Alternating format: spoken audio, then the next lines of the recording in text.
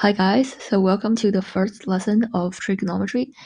In this lesson, I'll be introducing some really basic concepts of trig.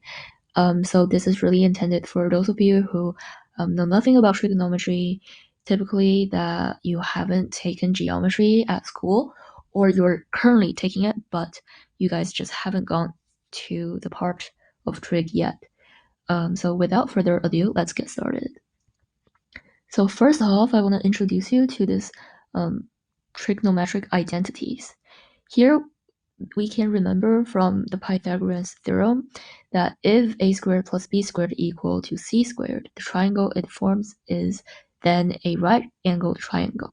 However, if a squared plus b squared is greater than c squared, then the triangle it forms is an acute angled triangle, and if a squared plus b squared is smaller than c squared, then the triangle it forms is an obtuse angle triangle. So this is just something to keep in mind, because when you're asked to identify the type of triangle given the side lengths, then it's useful to apply this identity on. So now I want to talk about trigonometric functions, which is a set of functions that relate the angle in the right triangle to the ratio of the two side lengths. So in sine, we have the ratio of the side that is opposite to the angle, which is alpha in this case, over its hypotenuse, which is the longest side. And we have cosine, which is the ratio of the adjacent side to alpha, which is down here, over its hypotenuse. And we also have tangent, which is the ratio that is of the length that is opposite to alpha over the length that is adjacent to alpha. So it could also be written as sine over cosine, because the hypotenuse would be cancelled out. And here are just some things to remember, that all of which only happens in a right triangle, not in any other types of triangles, and the value is always smaller than 90 degrees. Well, just in the cases that we're dealing with now. And sine alpha actually equals to the cosine of 90 minus alpha, or the angle of that is complementary to alpha. So you can see here in this diagram that the opposite of alpha is actually the adjacent to the angle formed by BA and AC, which is 90 minus alpha, because the three angles in a triangle add up to 180, and the right triangle down here already took 90. And similarly, cosine alpha would equal to sine 90 minus alpha. So we can see here adjacent over hypotenuse is actually the opposite of the angle up there over its hypotenuse. Now we have a model that is 30, 60, and 90 degree triangle, which is the picture on the left hand side here. That you can see the ratio of the three sides are always 1 to radical 3 to 2. And so we can see that sine 30 is always 1/2, because the opposite side of 30 degrees is a, and the hypotenuse is 2a, which is a over 2a, which is 1/2. And sine 60 is here. The opposite side of 60 degrees is radical 3a, and the hypotenuse is 2a, so it would be radical 3a over 2a, which is radical 3 over 2. So we can actually predict the other two values even without looking at the diagram, because of what we said before, that sine 30 equals to cosine 90 minus 30, which is cosine 60. So we can see here that cosine 60 is also 1/2, and the sine 60 would equal to cosine 90 minus 60, which is cosine 30. So we can see here that cosine 30 is always also radical 3 over 2. And similarly, in this 45, 45, 90 degree triangle, the ratio of the three sides are 1 to 1 to radical 2.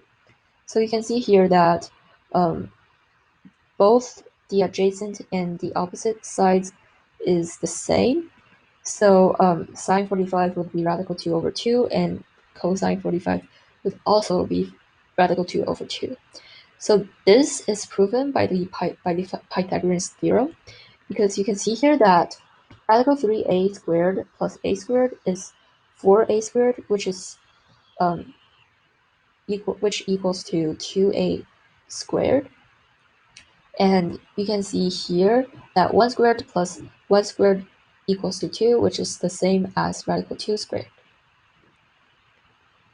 And now we can apply what we learned today to the following type of questions. So first is finding the missing side or missing angle. So you can approach this with or without a calculator depending on its value, because we already know the values of sine or cosine or even tangent of 30 degrees, 60 degrees, and 45 degrees. So even without a calculator, you can easily get the ratios of the trigonometric functions. But if it's like values that is like 41, 52, then we have to use a calculator. So here's the first question. Standing 50 meters from the base of the fir tree, Rory measured an angle of elevation of 33 degrees on the top of the tree with a protractor. The angle of elevation is the angle formed by the horizontal and the line of sight ray. How tall was the tree? So here the diagram, it's that you can see that the tree is actually the opposite side of the angle of elevation, which is 33 degrees. And since it says Rory measured it from 50 meters, which basically just means that the adjacent side is 50 meters. So now we can just plug it in of what we have here. So tangent 33 degrees, which would be the opposite over adjacent, so which is the height of the tree over 50 meters. And as we plug it into the calculator, that tan 33 is approximately 0.5446. So we can get that the height of the tree is actually 27.23 meters. Okay, next we have vector problems. So find the components of the vector v when the magnitude of v is 45. So we can see here that vector v has an angle of 55 degrees and a magnitude of 45. So here, component of the vector is actually equals to 45 times cosine of 55, because cosine of 55 would be the adjacent over its magnitude. So if we multiply by 45, which is the magnitude, what we get is the adjacent, and 45 times sine 55 is just going to be the value of the opposite side. And here we can calculate it by plugging in on the calculator that 45 times cosine 50 equals to 25.81 approximately, and 45 times sine 55 equals to 36.86. And now we can say that the vector v equals to 25.81, 36.86. So lastly, we have finding the area of a regular polygon, which here the question we have is to find the area of a hexagon that has a side length of 20 centimeters.